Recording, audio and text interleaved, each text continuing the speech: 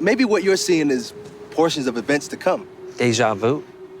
Sort of, maybe a little different. Maybe God? Okay, stop. Hold on now, hear me out, okay? There's gotta be some reason. God has to have a reason for you to see these dreams. Have you ever heard of the rapture?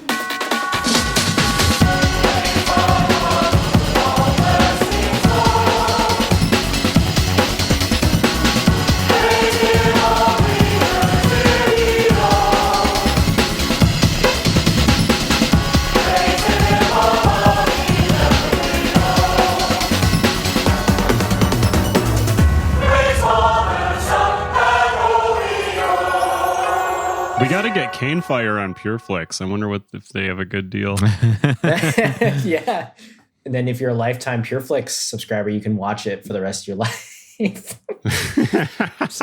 they can have Pure Flix in heaven. I guess we'll have to discuss that. Wait, is there a lifetime membership? There is it's the only streaming service that it's like Scientology.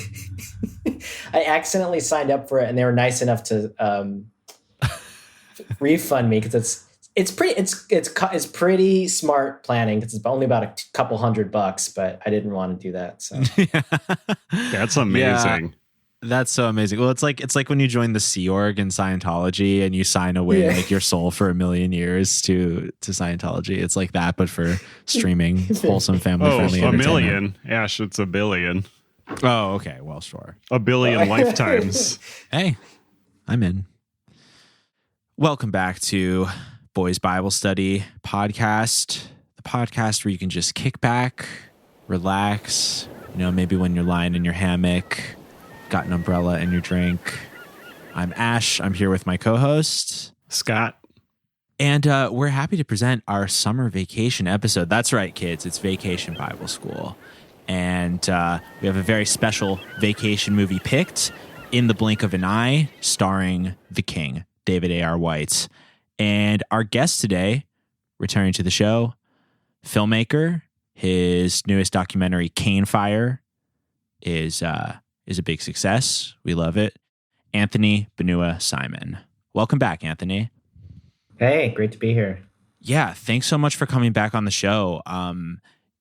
Since we spoke, if I'm not mistaken, when we last spoke, Cane Fire had premiered, but it feels like in the last couple months, I've been seeing it written about in a lot of places, and you've gotten to do some more festivals, and it just feels like it's getting a really good reception. How does it feel?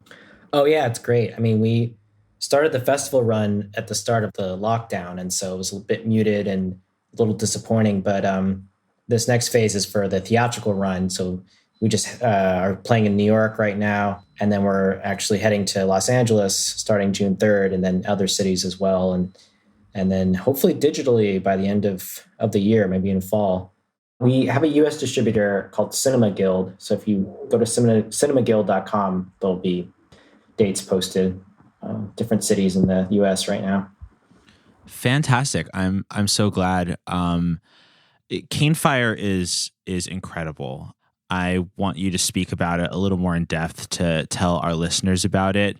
I'll just say in the briefest summary that it's a really interesting look at Hawaii and the 20th century history of Hawaii, specifically colonialism in Hawaii. But you picked a really cool framing device, which is films that Hollywood produced that show Hawaii in the way that they intentionally tried to show the island and its culture there. And there's so much more than that, but that is, I would summarize like the experience of the documentary. How else would you describe it? What else should people know about Cane Fire? Yeah, totally. Those are the two things running through is visiting my extended family on Kauai, Hawaiian Island specifically, and looking at 4 generations of my extended family, this history they've been through of labor organization through different shifts in industries and interaction with the sovereignty movement of Native Hawaiians.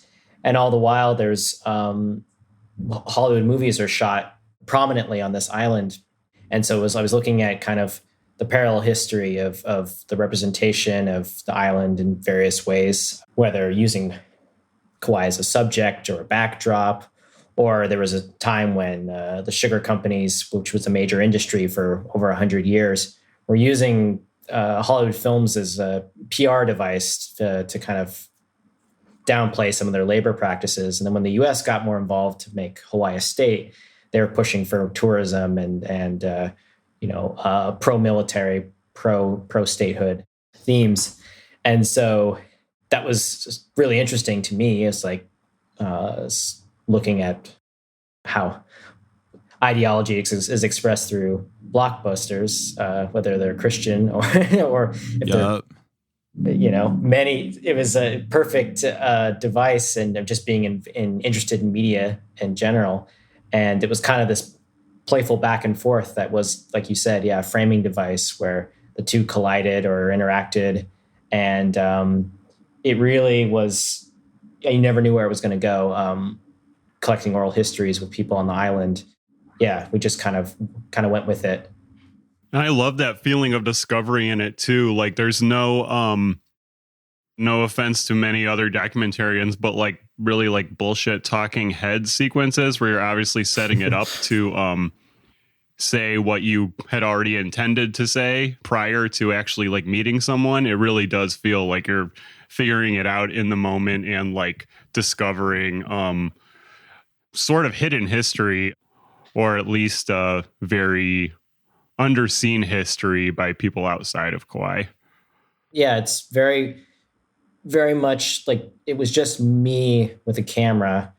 And so it's very scrappy, kind of a, run and go travelogue. And I wanted to make it feel like very much how it was, where it just had happened upon talking to people. And I didn't want to have that kind of vacuum feel of talking heads finishing each other's sentences. I kind of want to have these little visits and this journey that you're on. And your editing really helps that out too. It's really well edited. Really credit to the co-producer and co-writer Mike Vass. He never went to Kauai, but he was someone I worked with on a previous project. And, he was involved in the project from the start, but kind of as the first audience member that I would with similar taste in politics. And so I would film on the island for a couple months and bring it back and talk about it, kind of work, go through the archive together. And he really, I did all kind of the research and he kind of helped shift the ideas or guide the ideas and kind of keep everything on track. Because it's really hard to disentangle like different sources of material, like, what needs to be decontextualized, what can just play as is, what needs to be explained a little more. I think that was part of when I was kind of in a corner with Cane Fire and I couldn't figure things out. I think Pure Flix and Chill was kind of a way to burn off some steam and like try out ideas like, how you can play with found footage or existing, reappropriate footage to tell a new story. So I think that was kind of a fun project when it was feeling too heavy or I couldn't figure things out, and Cane Fire was Pure Flix and Chill.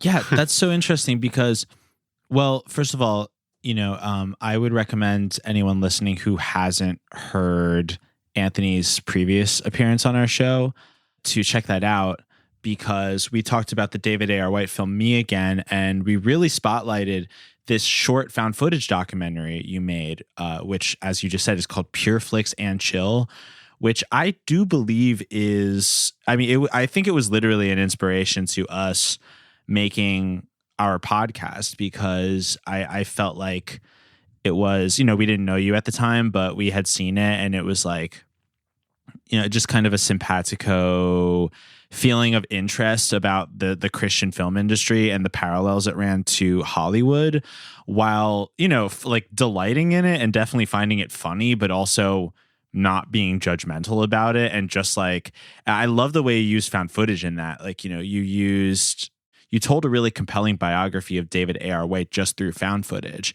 And it was really cool to see that in Cane Fire too. You taking bits and decontextualizing these like island era, like, think Elvis and Hawaii era, classic Hawaiian Hollywood movies to, really pick them apart and show how the narratives impacted the actual residents of Hawaii. So it was cool to see that device go, be a motif throughout your work. Yeah, and seeing you use supercuts in a way that I haven't really seen before, honestly, that it really helped with the flow of the movie. And it's cool to see you be able to use all these tools you have accumulated to make a documentary in this way. And I guess like specifically, I'm talking about like traditionally when we see supercuts, it's very specifically for comedic reasons. And in here, they're kind of peppered throughout and just do a great job filling out the picture that you're showing us. It's pretty neat. Yeah. Yeah, no, obviously, like, huge fan of the documentary. I really, really hope everyone checks it out.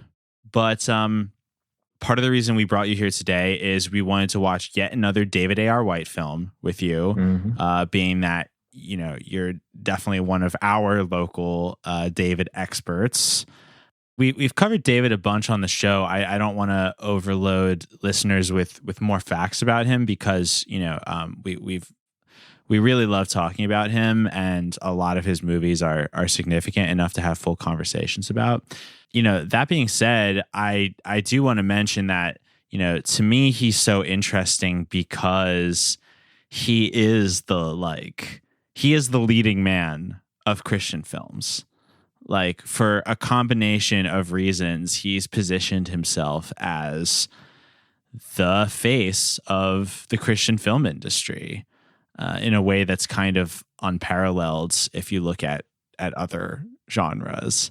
And yeah, he's done that, as you said, through entrepreneurial ways like Pure Flix. But, you know, it's amazing to see him in yet another film where he is the Hollywood handsome male protagonist, firing guns, taking his shirt off, but, you know, still kissing his wife at the end of every day. Literally every day, because this is a time loop movie. Yeah, it's because he's always like reinventing himself, and he's like figuring it out as he goes. And sometimes he's very frankly honest of kind of what people want, what his audience wants, and you know, how much he'll play to that. But then sometimes it feels like he's battling against that, or he wants to move on, or, you know, he's gone through so many phases. It's interesting to watch him. Indeed, he covers so much ground. I feel like he will, by the end of his career, have covered every subgenre. Yeah. Which is wonderful. Yeah, he uses the Christian film genre to investigate every different subgenre within that, and it's really remarkable.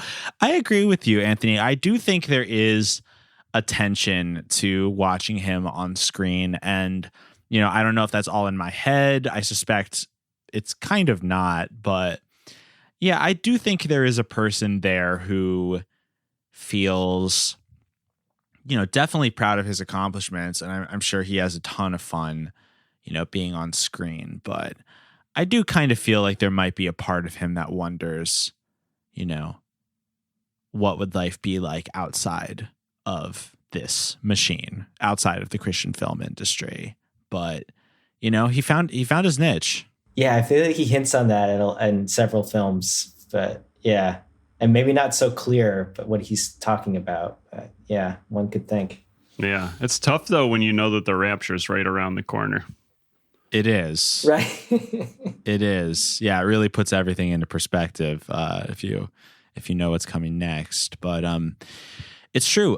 So, you know, the main focal point of our conversation today is going to be In the Blink of an Eye, a 2009 film. I believe this is a straight-to-video film, according to IMDb. Do you know any deets on that? Yeah, straight to DVD from what I've read. Yeah, no VHS copy, but straight to DVD. Sure. Yep.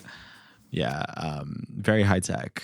It's amazing you can fit a whole movie on one of those things. I mean, come on, they're really thin, but I'm still working on that one. I'm still figuring that out. But yeah, in the blink of an eye, we see a bunch of tropes that we've encountered in Christian films, but remixed and reimagined in a way that I found very surprising and very delightful.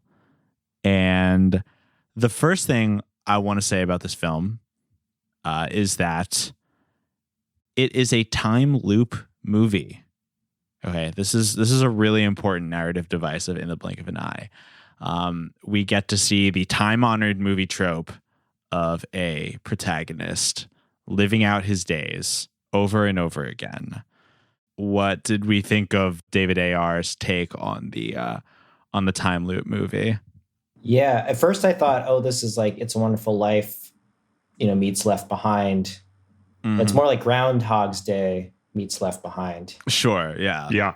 Yeah, a lot of the times with Christian movies that we cover that are like trying to be something else, like even another movie that we really enjoyed that I ultimately thought was like as good as what it was copying, Beckman, is like a John Wick copycat, and it's like Christian John Wick. And so like a lot of times when we cover stuff, it's like Christian whatever, and to varying success.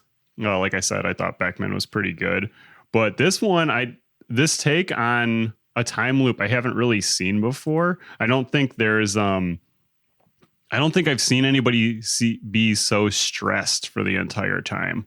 Like there was no like right. Take a day to just fuck off because basically I beat death scenario, which seems like it would be fun to film, but he's just frantically searching for his partner the entire time. Yeah.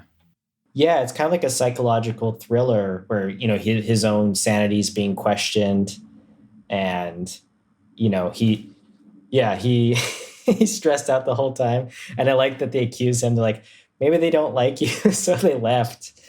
That happened a few times. That like your wife and your friends all like came up with a scheme where they were going to leave you alone on the yacht because they couldn't stand you anymore. Yeah, because dude, you can't even relax on vacation. So do you blame them? Yeah, they're constantly telling him to relax in the movie. It's gonna leave him on the yacht. Yeah, yeah. Just one thing, a little thing you said, Scott, that I never really thought about before was how so much Christian film is like modifier of subgenre. It's like vegan substitutes for food. Yeah. It's like, this is like vegan butter or like vegan chicken wings or whatever. It's like, this is Christian John Wick. This is Christian Groundhog Day. And I think like that's very typical of David A.R. White's films and the Pure Flix films because of the specific niche they're trying to occupy, which is like, hey, these are like real movies, but they're for you. Right. Which is neat. Yeah. I think this is the most successful of many. This is probably about four films where it's kind of David and Andrea working out like marital issues through film in different scenarios. And I think this was the most interesting and successful one and even subtle, playing out the days in the same day in different ways made their kind of the play off of each other more subtle than other films. So give it credit for that. Yeah, I just had this vision of the two of them starring in Eyes Wide Shut and filming together for 400 days straight or whatever. Dude, Christian Eyes Wide Shut with David A.R. White and Andrea Logan White. Oh my God. Oh my God. If I had Peter Thiel type money, I would bring them back together on screen, like make them an offer they could not refuse, and Kubrick the fuck out of them until they both had nervous breakdowns. Like, I did not realize how much this is an ambition of mine until you just said that right now. That's fantastic. But yes, this is one of the several films co-starring Andrea Logan, then Andrea Logan White. They were married. Since then, they have unfortunately divorced. That's just a couple years ago, right? Yeah. Yeah. Or was announced a couple of years ago. And it was kind of Sure. a fade out. And you're right. Like they, David is very Hollywood. Like he's definitely operating in the space where he just wants to make blockbuster films, but you do get a sense of his biography in this film. And I agree with you. I do think that the two of them were trying to work stuff out in this film. David's character is like, he's always working on vacation, and she her character doesn't appreciate her husband, even though he puts his life on the line and, excels in so many other ways, even if he's not the most attentive partner. You just can't help but feel like that came out of somewhere, Yeah, he really seems, it's the same energy, and, he's dissatisfied with his life in Brother White, and his wife has to console him, and his daughter too, weirdly.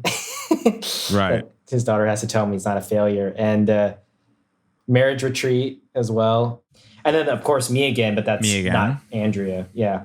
Yeah. Right. But no, it's true. It is definitely a motif in his work. And In the Blink of an Eye is yet another relationship story, specifically the difficulties between a married couple, although it's framed in this really unique way.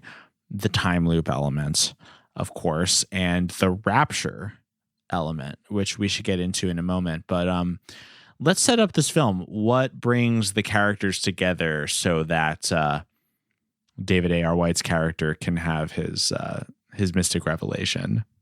David and his partner. He is a cop of some sort, detective perhaps. But he and his Homicide his detective. I think, yeah. Homicide detective, right? He and but what's the the guy's thing name? that he goes to is a kidnapping. Yeah. Yeah. With right. And what was his buddy's name? Larry? Yeah, Larry. And his wife's name Lori. This is his best friend. And there's Larry also a character and his wife, named Lori. Lindsay. And there's also a Lindsay character. I also found that Lindsay. very confusing. Yes. There's Larry, Laurie, and Lindsay are 3 of the 5 main characters in this film. So Larry and David are going to, and he's named David in the movie too, which is awesome. How often he's just named David in his that movies. was so natural to me that I didn't even give it a second thought. I literally am just noticing this. Go on. I think it's rare he's not called David.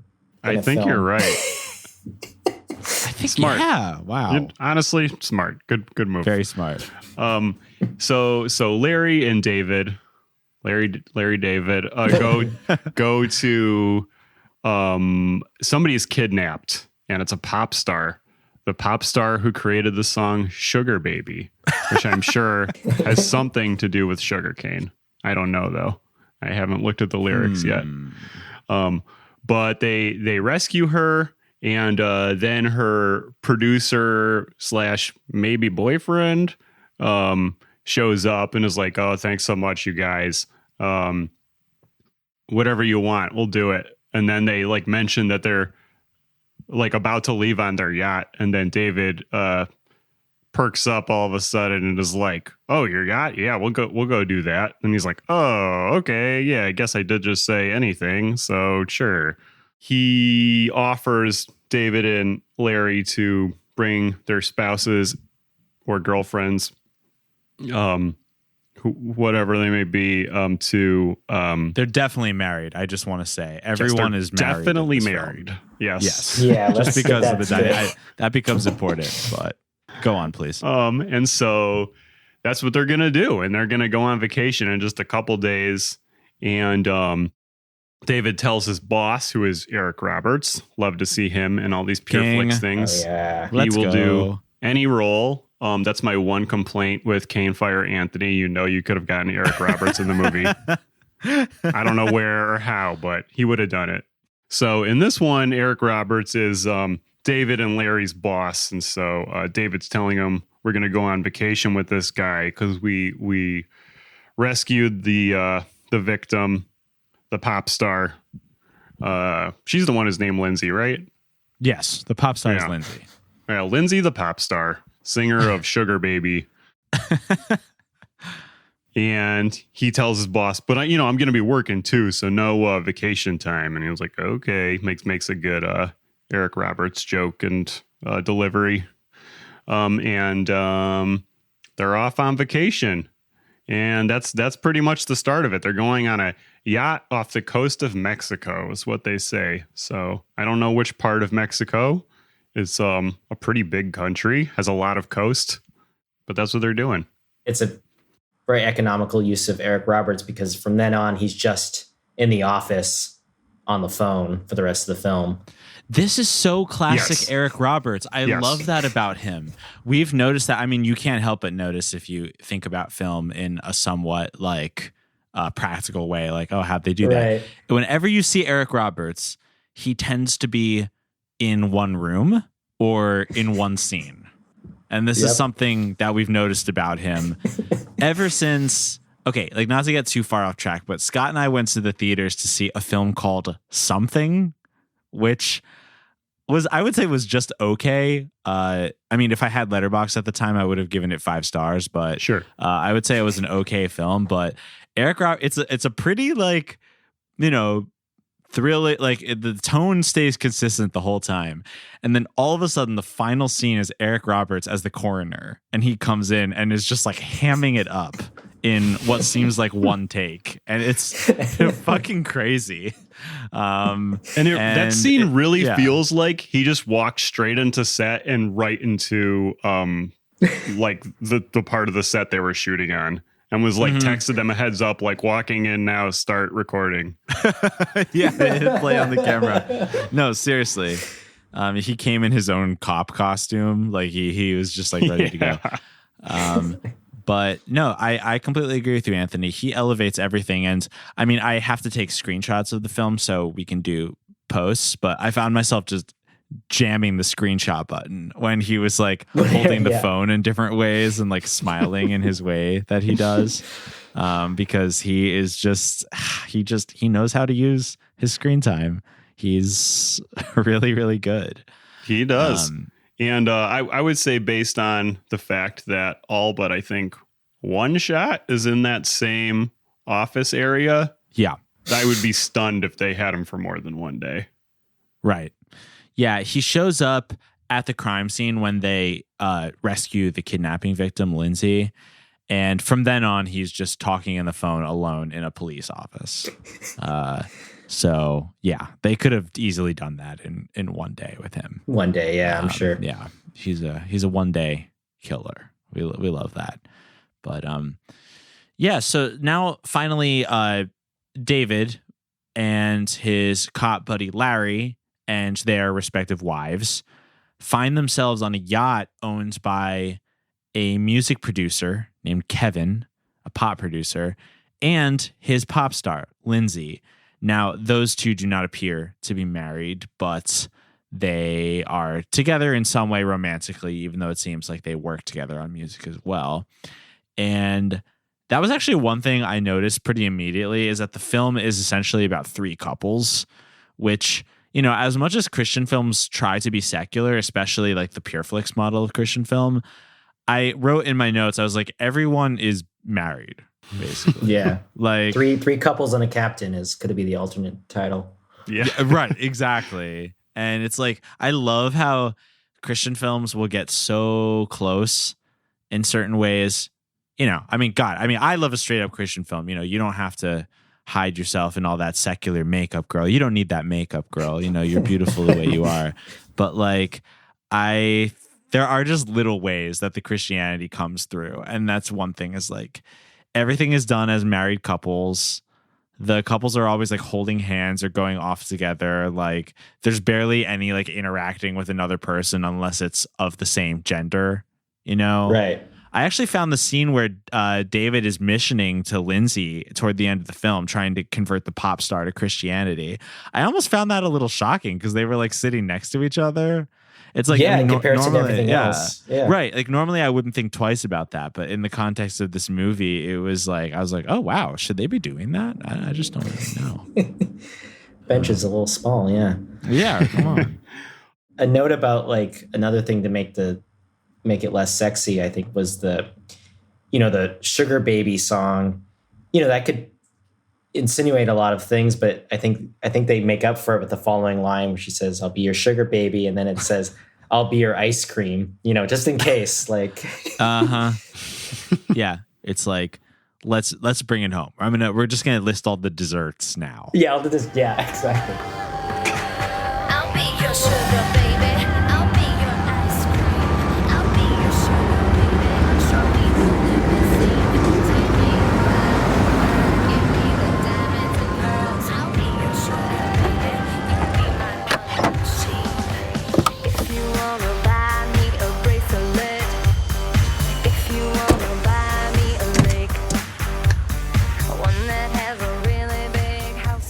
Okay, I just want to say, In the Blink of an Eye hits all of the Ash qualities for good movie. One of those qualities is original pop song.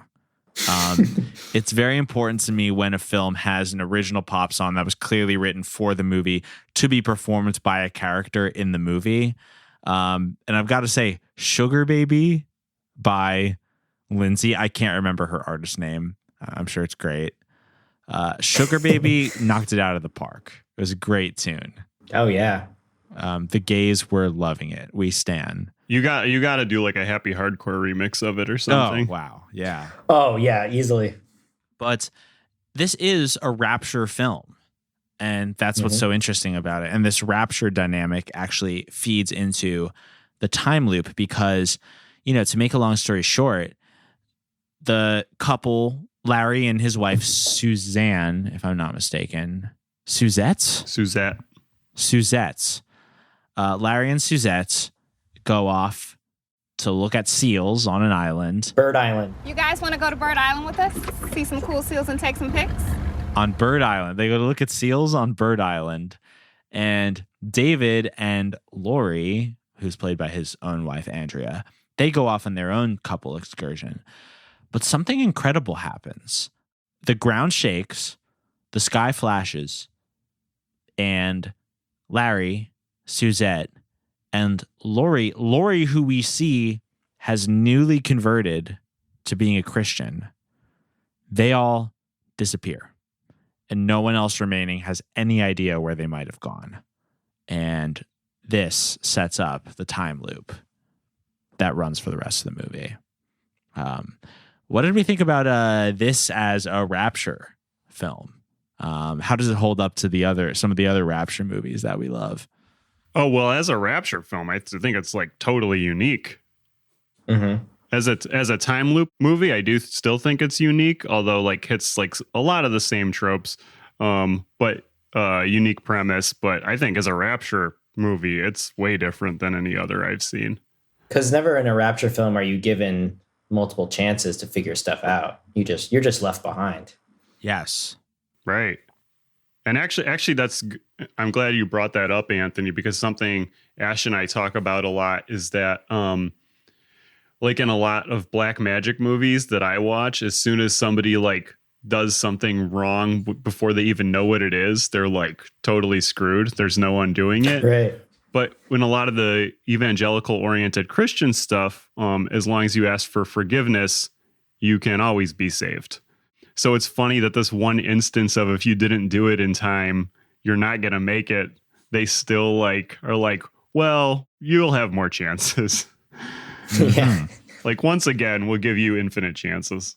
Yeah, they are given infinite chances to be saved, or David specifically is given infinite chances to be saved. Yes, because Larry, his partner in the, not in a gay way, by the way, in a cop way, is given, he keeps trying to convert him to Christianity on the job. And David is always like, I wrote down his line, "Do you have to bring God into everything, man?" Gotta have faith, man. Really? You have to bring God into every conversation. Look, all I'm saying is when there ain't no hope, sometimes a little prayer do a lot of good. Which he delivers with his like, you know, widespread vowels and his like, you know, his like fake look of boredom or disgust that he does a lot when he's playing secular characters.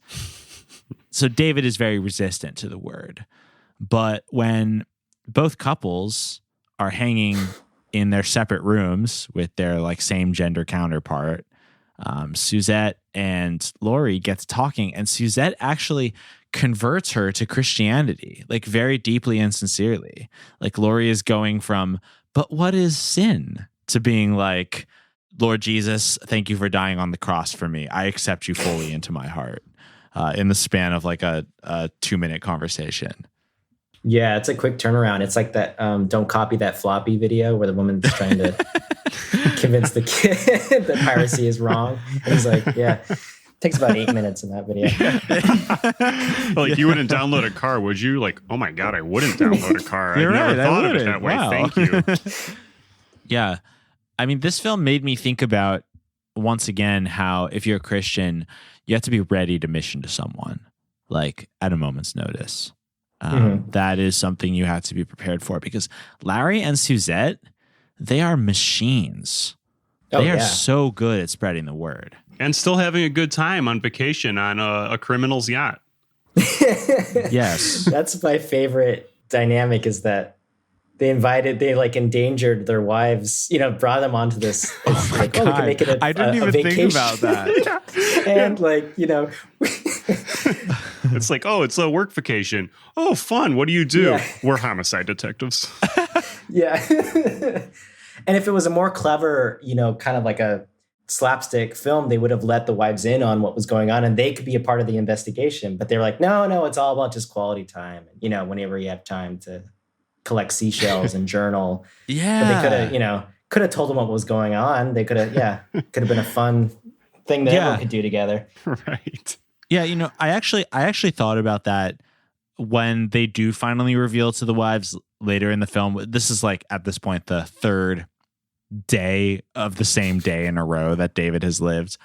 They finally let the wives in on the fact that, the music producer whose yacht we were on, he may have orchestrated the kidnapping of his pop star girlfriend, and he may have done that to increase the value of her music, possibly by killing her.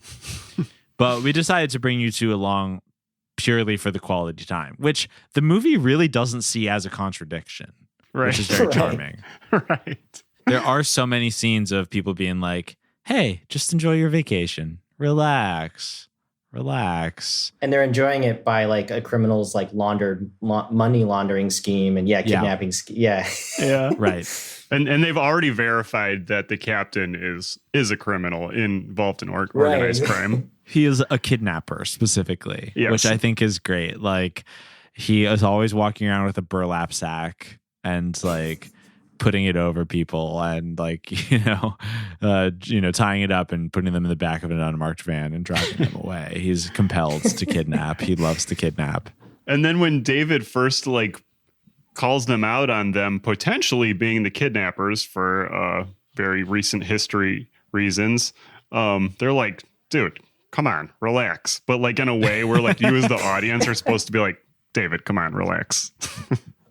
No, it really is. So it's a very funny type of movie where, part of David's marital issues hinge on the fact that he never has time to be fully present in the relationship because of work. Yet the framing device for the whole thing is that he's infiltrated a yacht by going on a couples retreat. Why couldn't they have had boys' day on the yacht?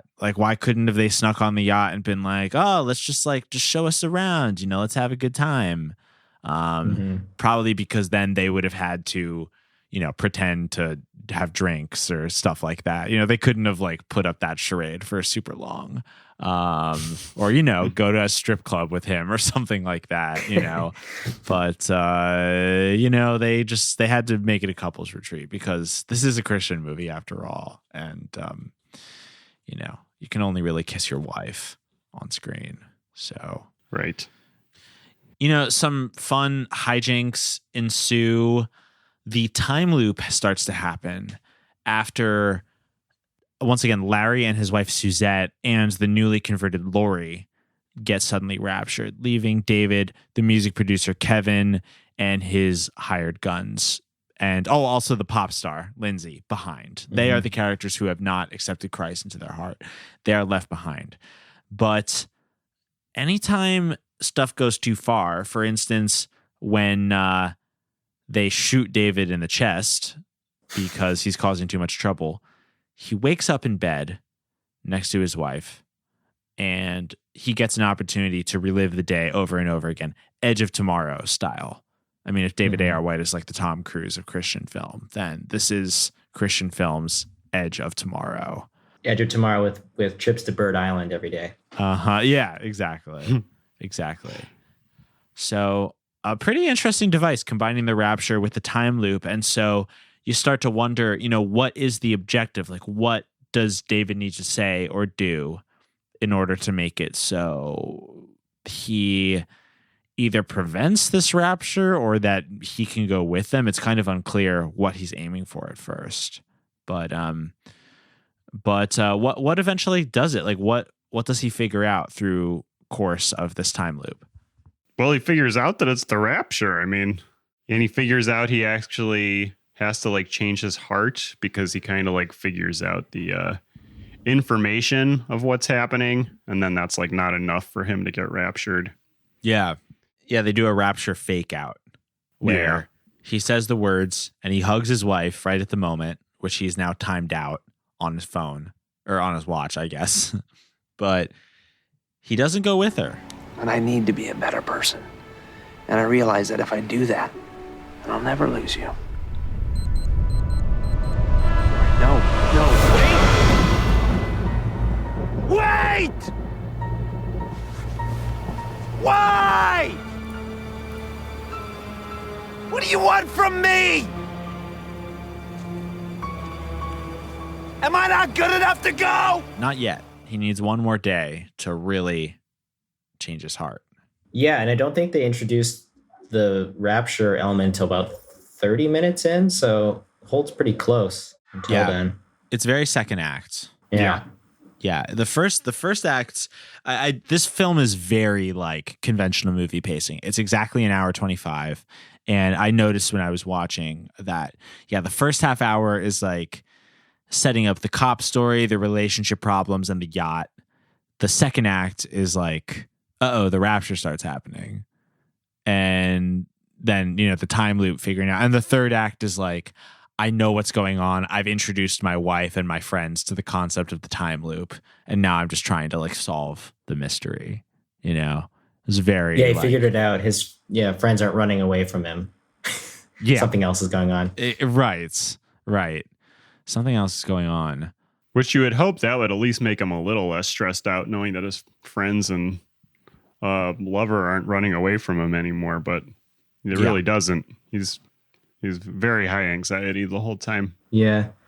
Though I think it does capture that energy like about 50 minutes in, when his friend and his wife are gone, or his friend and his friend's wife and his wife, when they're gone, that he's stuck with these weird people on the yacht. It's like that tension, like an emergency is happening and you're with the wrong people that don't are going to be able to figure it out. Yeah. I was feeling that stress. Totally. I mean, he really is a ball of stress in this film. He takes pills of some kind, which we don't really know what he's taking, but they're anxiety pills. They give him anxiety so he can like stay focused. You gotta stop that. Yeah. So that was I bring that up because another one of my like Ash's favorite qualities in movies is, what if it's the pills that make you crazy? I get like so excited every time I see that in a film. Right, Andrea brings that up. Yeah. Yeah, she says, or rather her character. You have to change. You're taking these pills. Right. I wrote in my notes, I mean, this obviously is a paraphrase of what's happening, but basically she says to the effect of, if you put some faith in God, you wouldn't need to take those pills all the time. Classic. Yeah. Yeah, that's when I felt like the real psychological thriller aspect was kicking in around that part. Yeah, it really wouldn't take too much different editing to make it actually be the pills that did it. Yeah. Right. Yeah. I just want to note, like, I think he really loves playing this cynical side, secular character. Like I think it's one of his favorite roles, just be super grizzled and angry and, condescending. That's interesting you say that because, a film that inspired many people recently to check out Christian film is, of course, the God's Not Dead franchise, in which David plays a much more conventional, good guy. He has no faith conflict, and others in the film do. Whereas although he has issues of his own that he has to work through, but the faith conflict is not the situation. And in the first one, he is contrasted with Kevin Sorbo, who tends to play in Christian films an even darker, sort of more cynical type of, pre-Christian. But you're right. I do think so. I tend to typecast in my head David as the good guy Christian and Kevin Sorbo as the cynical one. But David enjoys doing that as well. I agree. I would say, though, that Kevin Sorbo, when he's playing that role, he's always very condescending and thinks he knows better than everyone else, whereas David in that role is more of, he's feeling, whether he is or not, he's feeling really overwhelmed and overworked. And that's part of it. Like, you're telling me there's a God? I still have my shift to do, and I feel like I've been up for 24 hours already. Totally. Yeah. I think the best example of that is The Faith of Our Fathers, where he's like a super grizzled character. He lives in isolation. Yeah, I think that's the most he's pushed it as a character in that way. Interesting. I have not seen that one. Yeah, me neither. No, we got to do that one. But yeah, he does enjoy playing with that character type. He definitely isn't content to just be the Christian one all the time. And his faith is definitely tested in this film as he slowly works his way toward the point where he too can be raptured. Before we get there, one thing I wanted to bring up, because I was surprised by how important that this was in this movie, is the founding of the nation of Israel. I did not somehow expect for this film to start dealing in Israel's relation to end times theology. Now, this is something we see before. Especially The Trump Prophecy is the movie that literally introduced me to this concept. I was not aware of how much like normie Christians, not even like Christian conspiracy theorists, like your normie, like day-to-day evangelical Christian, is very concerned with Israel because supporting it means that the end times will happen. And we want that to happen because that's good, because we're going to get raptured.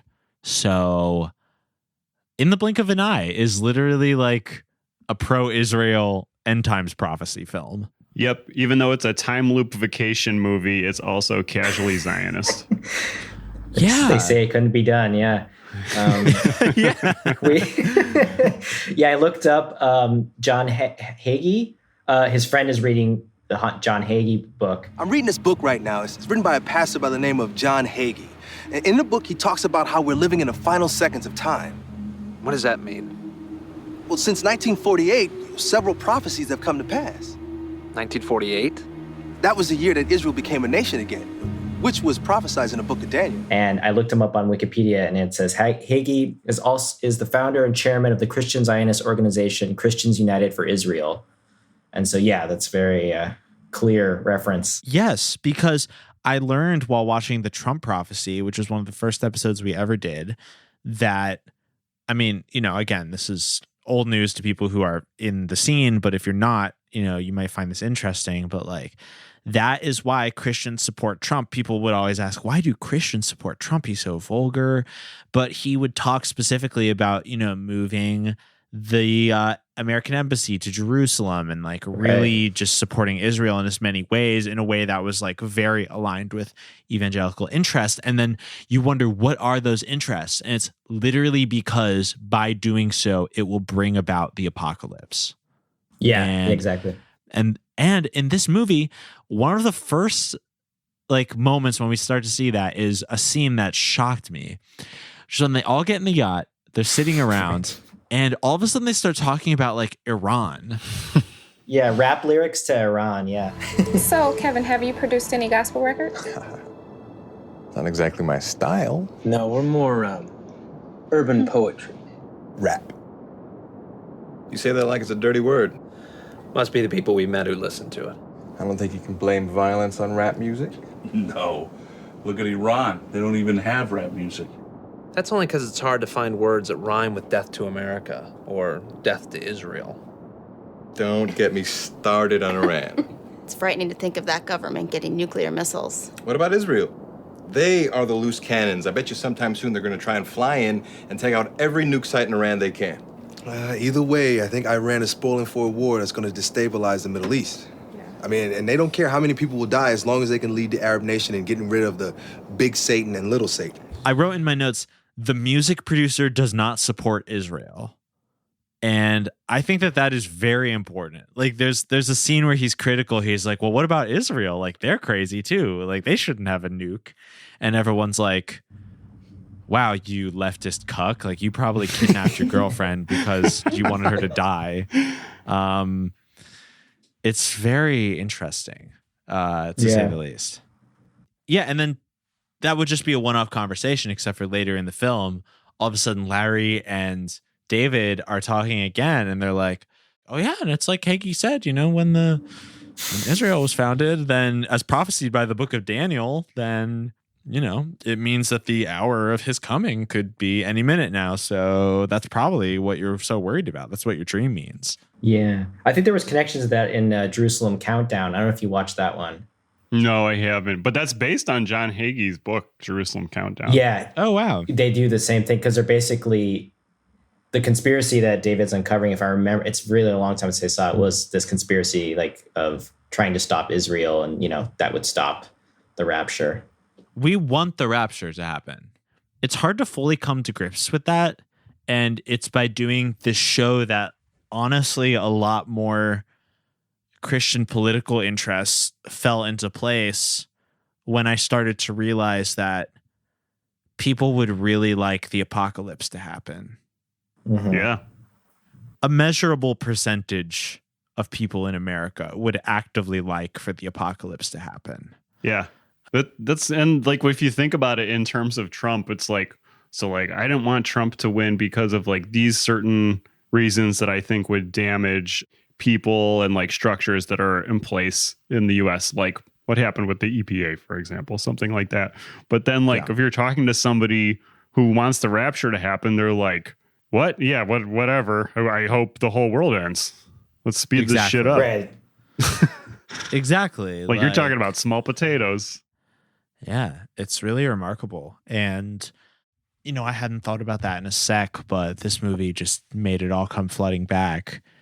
Surprisingly, even though it's they're supposed to be on vacation to Mexico. Yeah. They're like, there's like establishing shots of like jet skis and pelicans and, private islands. And it's just like, oh, wow, it's couples time. By the way, don't give Iran a nuclear weapon, It was fantastic. I loved it. Yeah, I mean, so what eventually does happen? Like, what's the significance of David's final day on Earth? We're talking like fifth loop by now. Yeah. Yeah. Yeah, it does seem like under a week's worth of days total that looped. He figures it out quick. He's really speedrunning. He's a good detective. I wonder if the captain is having the same dreams, or is it just David that gets this 5 chances? I wonder, actually, once we sort of reveal the ending of the film, I want to ask that question again, because I had a theory that once David, rapture pills him, that it might unlock something new for him. But yeah, what does David do on his final day? Well, his second to final day, he gets it, he understands it, but then his friend says, no, you have to really understand God's plan. You just can't believe. But I didn't quite follow that part. Someone's gonna have to help me with that. One thing I thought was a good tell with that was that his friend is like, do you want me to pray with you now? And then he's like, no, I got it, thanks. I was like, okay, well, this isn't gonna work. You already established that your very serious Christian friend is there to pray with you and guide you through it, and you're just waving away this guidance that is clearly placed there by God. Yeah. His friend's all about the Big Bam theory, not the Big Bang theory. That's right. The Big Bam theory. What's the premise of that? That God said bam, and that's how the world was made? That's excellent. Yeah. You believe in the Big Bang theory? Please, not tonight. No, come on. Seriously, you believe in the Big Bang theory? Yeah. I believe in something called the Big Bam theory, okay? God spoke the word, bam! The heavens and the earth were formed. Seriously? You've told that joke 4 times. It's not a joke, brother. The Emeril Lagasse theory. I don't see how that is different than the Big Bang Theory, really. Like, it's Exactly. just a matter Yeah, of like 100%. you believe God created everything or not. I don't know. It's But one thing I thought, because obviously I was a little faked out by the time when he wasn't raptured, when he seemed like he was in perfect preparedness for it. I was a little faked out. I was like, oh damn, what does he need to do? And on the last day, I think something that was really important for him to do was to spread the word to someone else, to attempt to mission to Lindsay, because I remember a Sunday school lesson, a fateful one, where it was basically, from what I can remember, the teacher basically said to us, like, unless you bring someone else to Christianity, like one other person, then you're not a good Christian. interesting. Yeah, I don't exactly remember how that was framed, but yeah. You know what? Actually, I'm thrilled to say this. This actually is in line with Wishmaster 4, which I watched this past week. So in Wishmaster 4, Wishmaster learns that the real Wishmaster is love. And what's one thing, one conclusion that they come to is that, like, somebody says, like, because the djinn is literally trying to, like, figure out how a human falls in love with somebody, because he needs her to fall in love with him, because her wish is casually like, I wish I loved him for who he really is. But of course he's like in the body of a hot lawyer.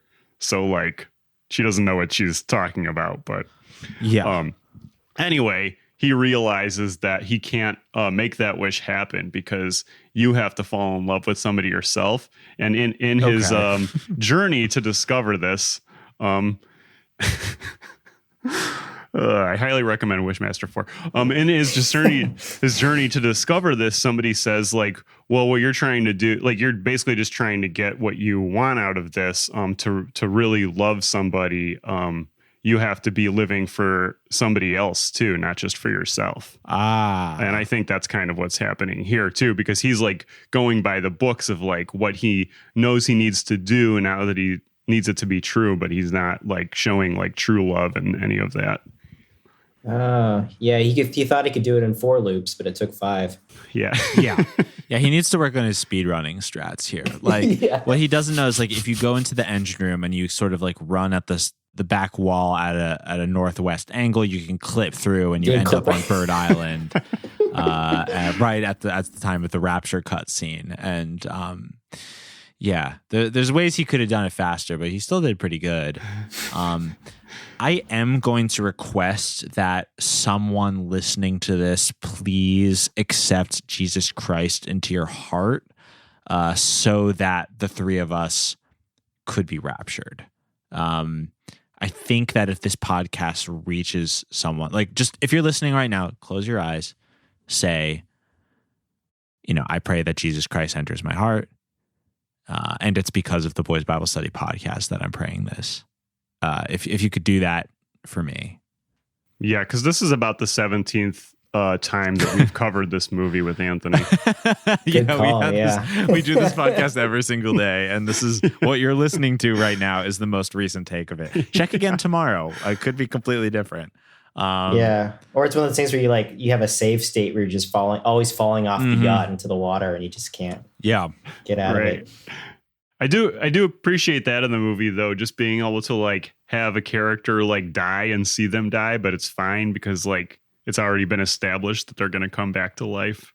Yeah, that's what's so good about Edge of Tomorrow, which is my favorite time loop movie, because of all the amazing sequences where Tom Cruise just dies in funny slapstick ways. Yes. Like when he's like training, even like there's times where he does worse than the previous day, which I really appreciate.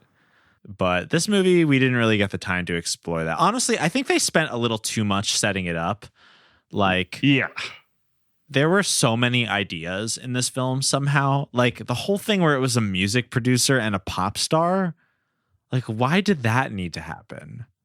I mean, I was grateful for it because I love that. I love that. I mean, it's one of my favorite types of movies, but why did that need to happen? Because David got to have like an opening monologue about like, you sell a single and you get all this, he grumble about that. Oh, right. Yeah. We're in the wrong industry. You made like a couple of songs and you're going to make more than the 2 of us do in a lifetime. Yeah. Right. You know what though? I thought the most unrealistic part of this movie was that when they walk into the room on the yacht and the producer is just casually listening to Sugar Baby in the background by choice. You're like, yeah. Really? Yeah, how many times have you heard this song? It's just like casually on in the background on like your playlist. Yeah, there were so many funny things. You know, as someone who is a bit of a musician myself, actually, I dabble myself. There were some aspects of the music plot that really tickled me. I like that, like, yeah, they continue to grumble about the fact that musicians basically have it easy, you know, other than being cops. And hey, I can't, you know, listen, I can't say I disagree. We need more cops who are also musicians, I think is really what we need. But there you go. But at one point they say to the ship's captain, like, wow, he made all this money through music, and the captain's like, he's got a good ear. I thought that was like really funny. Yeah. Just like, or once again, someone sort of like, the captain also knows that it's ridiculous. Like, that's taken for granted in the movie, that it's ridiculous if you write a song called Sugar Baby and you become a millionaire. And the captain's like, hey, he's got a good ear, you know? They hate hip hop in this. They don't. I have in my notes, the black guy hates hip hop. That is one of the phrases written in my notes, because there's like that moment where his partner, his cop partner, who is a black man, says like, oh yeah, like rap music. And then David A.R. White's like, yeah, it's just we encounter, as cops, we encounter a lot of people who listen to rap music. You gotta understand. Yeah. So yeah, he more than implies that the type of person who commits crimes listens to rap music. Yeah. Interesting. Yeah.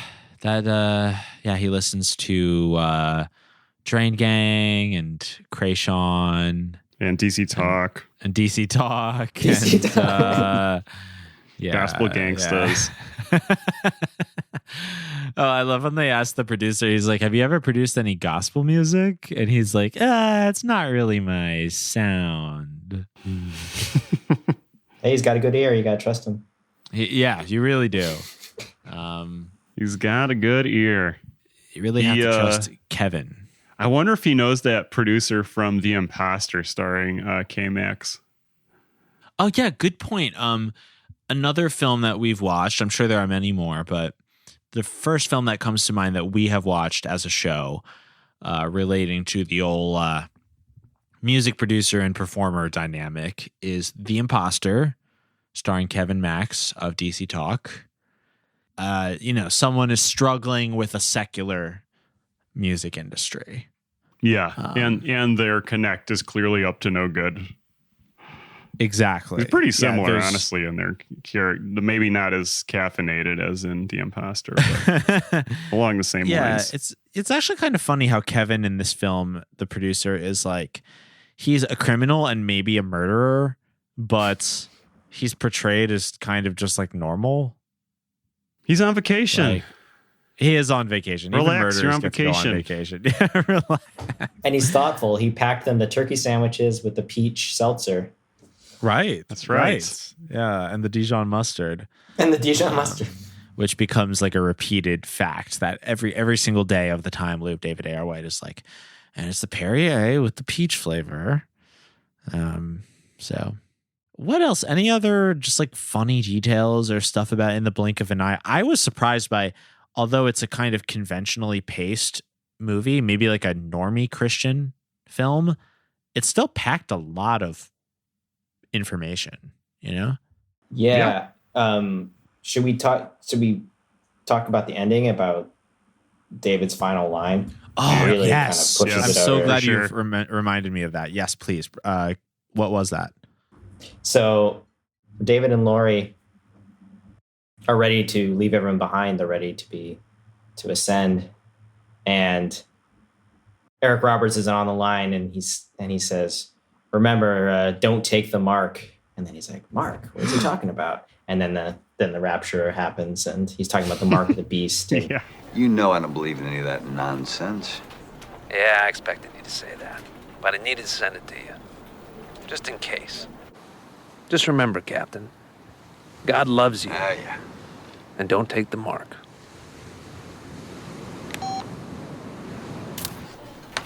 Don't take the mark. What mark? That was, the most unsubtle line of the whole film, and they saved it for the last. Fantastic. Yeah. And then they show a verse from the book of Mark. Oh, yeah. They do. Yeah. Just in case. Yeah. I was so excited when that line happened that I literally texted Scott about it because I was just like so happy. But yeah, the fact that he first of all takes in the entirety of the Bible in 24 hours, enough to be aware that after the rapture happens, there's this whole thing where, the dragon is going to come and he's going to make people take his mark and then, blah, blah, blah. And all the revelation stuff that we love. And, that the way that he just smiles and is like, oh, hey, Captain, don't take the mark. All right, bye. And then gets raptured. And that it's is the end of the so Matrix fucking where he baller. drops the phone and then they both fly into the sky. Uh-huh. Yeah. Seriously. And then Rage Against the Machine plays. Mm-hmm. Yeah. Fantastic. Yeah, that was just so swaggy and dope and baller. I thought that was a remarkable way to end this film. Can I just say what the verse is? Because I didn't really read it. I just took a screenshot and then moved on because I was like, that's probably what I did important. It's too. the final thing. But okay, think of this I just want to point out, first of all, that you mentioned this earlier, Anthony, that on his alarm on his watch, he has it set to go off 1 minute before the rapture happens every day. So right. You could argue that he knows the hour and time of day that the rapture is going to happen. The verse that they say is Mark 13:32-33. But of that day and hour knoweth no man, no, not the angels of heaven, but my Father only. Watch therefore, for ye know not what hour Christ will return. Actually, David A.R. White knows more than the angels in heaven. Yeah. I'm into that. I'm into that idea. Another Christian movie that is so Christian it becomes sacrilegious. That's a trope that we often see. He's no man. He's a filmmaker. Filmmakers are kind of they've good filmmakers have ascended. Yeah, what's that like, Anthony? Now that you've ascended. Right. Yeah, now that you made a good movie and you've ascended to the next level of spiritual existence. It's like Mormon, third generation, third heaven. Yeah, it's tough. How does that feel? It's tough leaving others behind, but Gonna miss you when you get raptured, but damn, Cane Fire is a good ass movie. I love it. Yeah, it's really good. Thank you. Andrea almost made it into the film. What? No. Yeah, because and again, this I thought of it not because of Cane Fire, but because you said when Christian films can become, or they get too creative and or too ambitious, they become kind of sacrilegious. She started to go to these new age retreats on Maui, and she would post these videos that were a little too into yoga and spirituality that wasn't wasn't Christian enough. Yeah. And she got a lot of negative YouTube comments saying, this isn't Christian, this. And, she was hanging out with these friends, new friends that she made that are kind of new age spiritualists. And they were talking about evolution and evolutionary, just very secular topics. My jaw has hit the floor. The video was called something tribal, but it was her in a teepee. And I'll have to find, I got a screenshot of it, but I was going to include it in that kind of new age montage at the end where it's the Lumerians and the women did the retreat of that montage the people was with the so clay. good. Yeah. I love that part. It'll be in the extended cut, but yeah, it was trying to work it in, keep the same universe. Yeah. Keep the Pure Flix and Chill universe over to the,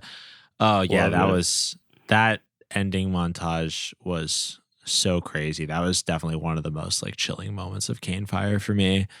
White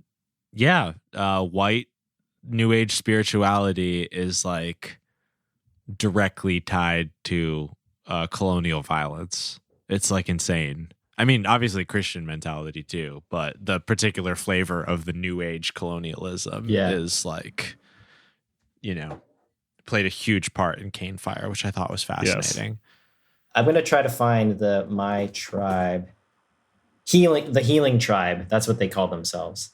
Oh my God. No wonder. Wow. Dude, I'm Team David, man. Yeah. Oh, really? I'm Team David Andrea. I don't know. I'm split. It changes day to day. Yeah, this is like, listen, while the lamestream media talks about the Johnny Depp and Amber Heard trial, we here are litigating a divorce that happened quietly years ago that we obviously know nothing about. But dude, I am Team David. I would have absolutely divorced someone who's fucking talking about evolution and tribal healing and shit like that. Grow up. Doreen Virtue would have a heyday with that. Oh my God, Doreen Virtue. Well, Doreen, like, she had so many feet in that scene for so long. So it's like, it's a good thing the rapture didn't happen because, now she's Christian. Like now she gets raptured. But, she got lucky. She just scraped by. Yeah. In the blink of an eye, this is our vacation Bible flick.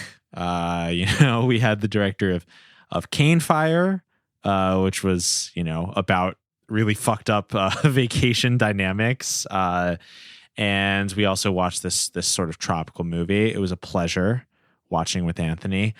But boys, what is the official Boys Bible Study rating of In the Blink of an Eye?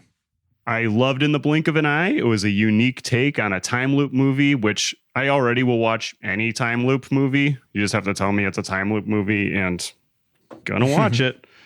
It was thrilling. David was so stressed out. It was a real work vacation. He could not stop working. He wasn't sure if his dreams were work or what. I'm gonna give this 5 out of 5 looped days to figure out the rapture. A perfect score. Wow. Incredible. I'm going to give it 5 out of 5 complimentary tickets to Bird Island. Yeah. Day trip only. Yeah. Yeah. As for me, again, I love a breezy, tropical David A.R. White. I mean, I followed him on so many adventures, and there's still a couple of his films I still haven't seen. I hope one day to be fully watched in his filmography, but excited to be one notch closer, with the guide of Anthony, who's, a real, someone who's really immersed in the David A.R. White universe. I'm going to have to give this film 1 out of 1 days of having Eric Roberts on set because, first of all, I thought this film was perfect in every way. Second of all, because one day, that's all Eric needs. I'm really glad that he gave his 1 day of work to In the Blink of an Eye because it really, as you said, Anthony, it really elevated the film. Absolutely. But yeah, Anthony, thank you so much for joining us on the show today and watching another David flick with us. We really appreciate it. It was a pleasure. I'm glad. And once again, if you could remind people how they can keep up to date with news about Cane Fire and, get an idea of when they can see it soon. Yeah, I think the next date for Cane Fire is a week run starting June 3rd in Los Angeles at the Lumiere Cinema. And then it'll go to Seattle and San Francisco, a few other cities, and eventually Hawaii. We just finished the New York run. But if you go to cinemaguild.com or anthonysimon.net, I'll have showtimes listed. And then hopefully by the end of the year, we'll have like a digital release and anyone can watch it anywhere. Even pureflix.com. even Pure Flix. Yeah, Anthony's setting out to be the documentary equivalent to David A.R. White in the Pure Flix universe. Only available to lifetime memberships. To lifetime members, yeah. I'll link to your website and possibly to the Cinema Guild site in the description of this episode, whatever's most appropriate for finding that info. So yeah, please check it out. We highly recommend Cane Fire, so look for it soon. And on the Boys Bible Study side of things, if this is your first time here listening, I invite you to go to boysbiblestudy.com That's where you can listen to all of our episodes and find links to subscribe on any of the various podcasting apps. If you really like what we do and you want to support and get even more content, go to patreon.com/boysbiblestudy, because our free episodes are only every other week. If you want new Boys Bible Study content every week, join at the $5 tier or higher on Patreon. And we will have new content for you every Sunday. And shout out especially to our patrons on the $20 tier, our patron saints. Thank you very much. Nicole, Marissa, Jeff, Jane, Rhett, and Kara. Thank you so much for your generous support. Our outro music is Oh My God by Mary. From all of us here at Boys Bible Study, myself, Ash, my co-hosts, Scott and Julian, our guest today, Anthony Banua-Simon, we would like to say, peace be with you. And also with you. Forgive me, Father, for I have sinned. I feel your love in me, it's coming from within. Oh my God, my devotion is so unwavering. Divine emotions when you enter me. Every day